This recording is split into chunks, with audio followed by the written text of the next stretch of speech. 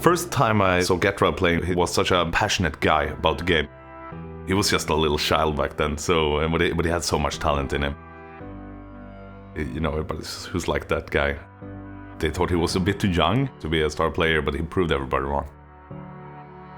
I got introduced by my older brother when I was 9 years old. He showed me the game and I was like, whoa, what is this? How cool is this? And then he just introduced to me the whole world of Counter-Strike and I just instantly loved it. I didn't really think about become like the best or like try to be. I was just having fun and playing with my friends. But I still wanted to, you know, explore the whole world and see if we could play with other people. I went to a place called Remedy, or like the event was called, and I was there with my brothers and I was like so amazed. There was so many people there, so many computers, so many different games, so many people talking about games. Then they actually can play competitive, so I was like super surprised by it. It was just a cool experience, especially since we were like 14, so you're like, I want to go to every LAN party there is, everywhere, in the whole world. I definitely think I've been a part of Christopher's amazing journey, especially in the start. Esport in 2001, I got introduced and I was like, whoa, can you actually win money playing this game as well? This is so cool, this is something I really want to try. We're following the games like 4 in the morning here in Sweden because the games were so late in the US. So you had to stay up the whole night, and that's when I first saw Hedon.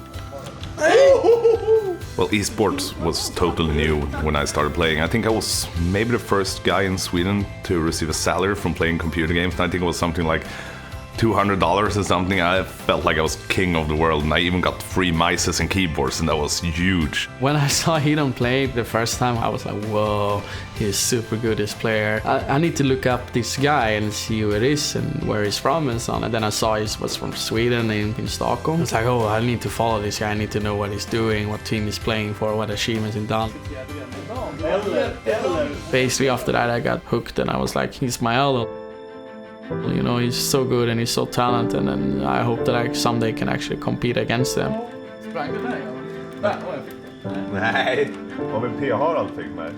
I competed against Getra a few times. There's one game in particular. We played this big qualifier in Sweden and it was a major spot for the ESWC back then.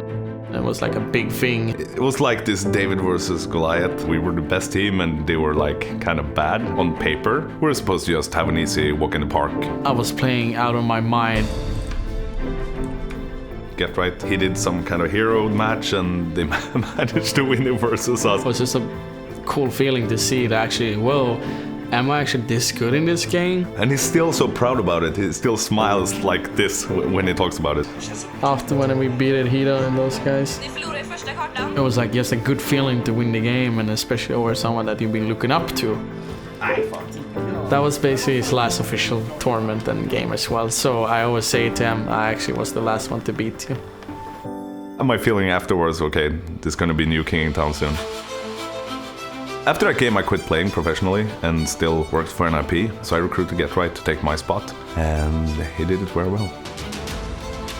He said to me basically like, we're gonna do an NIP again. I was surprised that he wanted to try the luck again and see it. NIP hasn't been active for many years because it's a legendary name. Ninjas in Pyjamas.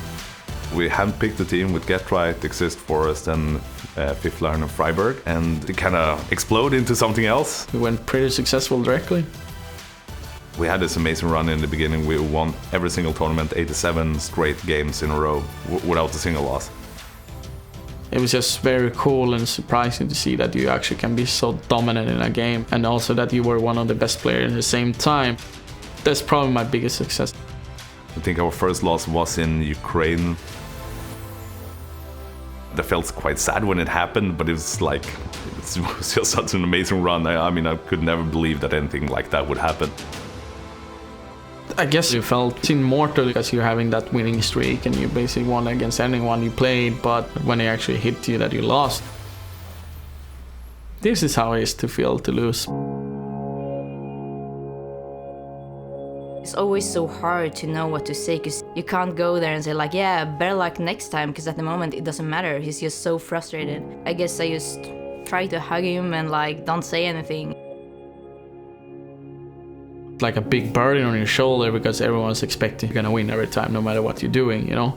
but you're a human being. It's not it's not normal to go and never lose, you know. So you want to lose something.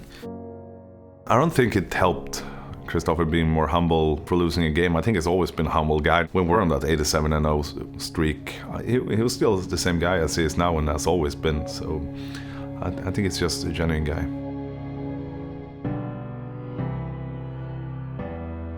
You always learn by your mistakes, and that's where you can pick yourself up. There's so many reasons I'm proud of Get Right. I mean, he cares about everybody so much. He has so much passion for both the game, people around him, and his fans. And he has a kind heart, and it's very rare to see that, especially when you are the most hyped CS player in the world. He's so passionate and so driven and so competitive. And outside gaming, he's very calm. But something that shines through, both like in-game and outside of the game, is that he never gives up. He just keep on going and going and going, whatever he does. He's playing all the time, and when he doesn't play, he thinks about the game, and he just have that winning mentality in him. He's in it to be the best. Never in a million years I thought I would be one of the guys that people would look up to, especially in CS and actually in whatever I would do. I'm just very lucky to have this as a job.